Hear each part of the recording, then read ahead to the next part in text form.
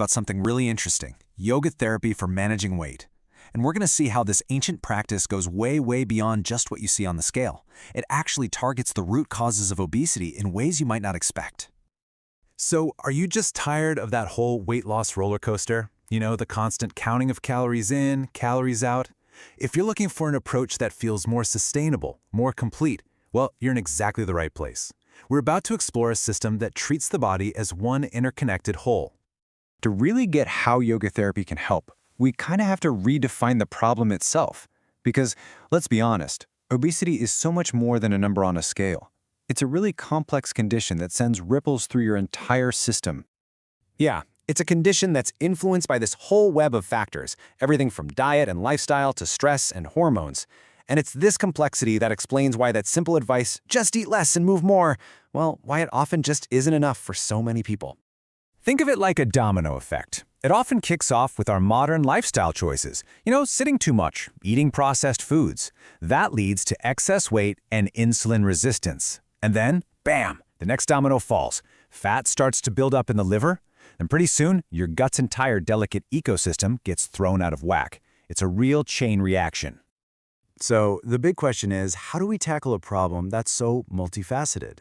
Well, not with a quick fix, that's for sure, but with a truly holistic solution. And this is exactly where an integrated yoga approach comes in. It's specifically designed to get at those root causes we just talked about. And here's a really crucial point. This is not a 30-day challenge. The source material recommends a minimum commitment of 6 months.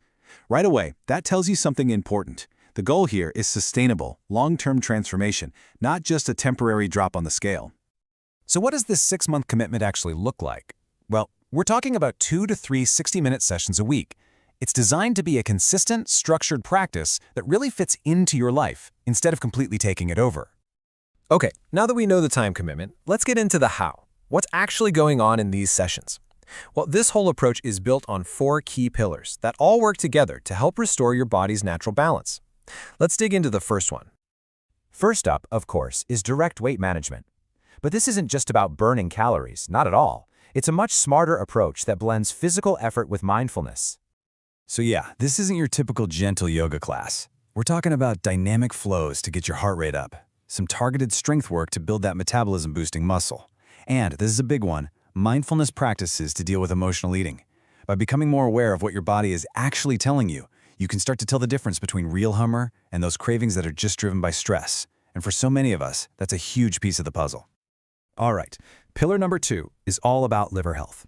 Remember that domino effect we talked about a minute ago? This second pillar directly targets that fat accumulation that can really compromise how well your liver works. The methods here are pretty cool.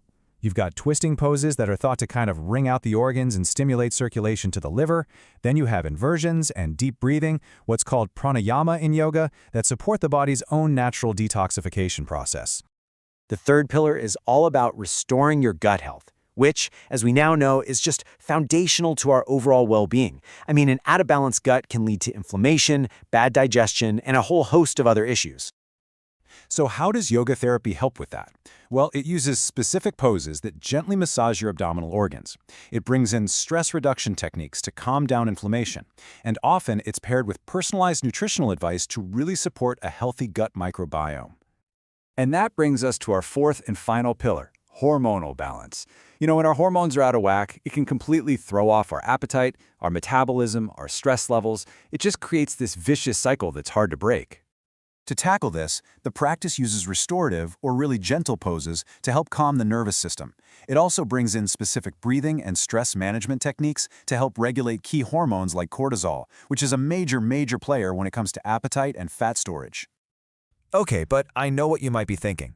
Is this really a workout? With all this talk about gentle poses and mindfulness, how does it stack up against a good old-fashioned cardio session? That's a great question. The source material suggests thinking of it not as a replacement but as a really powerful complement. While cardio is fantastic for burning calories, yoga therapy brings some unique benefits to the table. It's low impact on your joints, it builds functional muscle, and it tackles the psychological side of weight gain, like stress eating, head-on. They're just different tools for different jobs. So let's just zoom out for a second and look at the big picture. What we're really talking about here isn't just a workout routine. It's a complete, comprehensive system for well-being. And this is the core idea, right? It's about blending ancient wisdom with modern science. It takes these practices that have been tested and refined over centuries and applies them to what we now understand about the human body, everything from liver function to the gut microbiome. Ultimately, what this is all about is empowerment. It's about giving you the tools to reclaim your own health and well-being, instead of just having you follow another rigid set of rules. And that leaves us with a really powerful question to think about. What if wellness isn't some destination that you finally arrive at, but a practice that you cultivate day by day?